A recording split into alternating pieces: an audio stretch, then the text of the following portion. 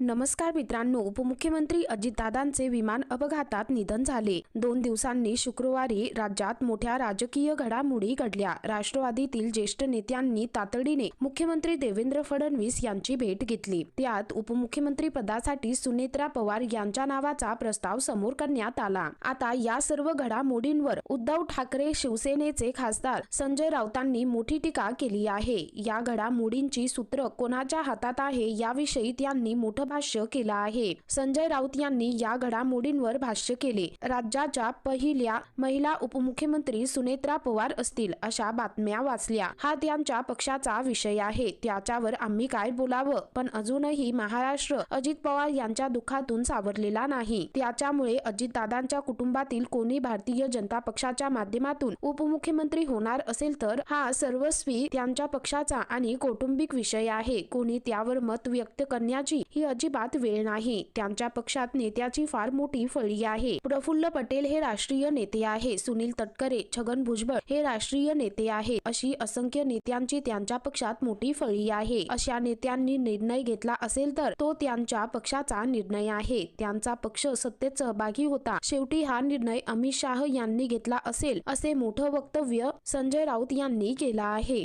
एवढंच नाही तर अजित पवारांचा पक्ष हा स्वतंत्र गट आहे, त्यामुळे शरद पवार जे बोलत आहे ते सत्य आहे। सुनेत्रा पवार यांच्या उपमुख्यमंत्री पदाविषयी कोणालाच काही माहित नाही, तो त्यांच्या पक्षांतर्गत निर्णय आहे। अजित पवारांच्या निधनानंतर त्यांचे राष्ट्रीय नेते तटकरे, भुजबळ, पटेल यांनी वर्षा बंगल्यावर येऊन चर्चा केली आणि त्यांनीच निर्णय घेतला आहे, असा गौप्यस्फोट देखील राऊतांनी केला आहे। संजय राऊत यांच्या या वक्तव्यानंतर राजकीय वर्तुळात एकच खळबळ उडाली आहे। तर मित्रांनो, एकंदरीत संपूर्ण प्रकरण पाहता या संदर्भामध्ये तुमची काय प्रतिक्रिया आहे खाली कमेंट करून नक्की कळवा।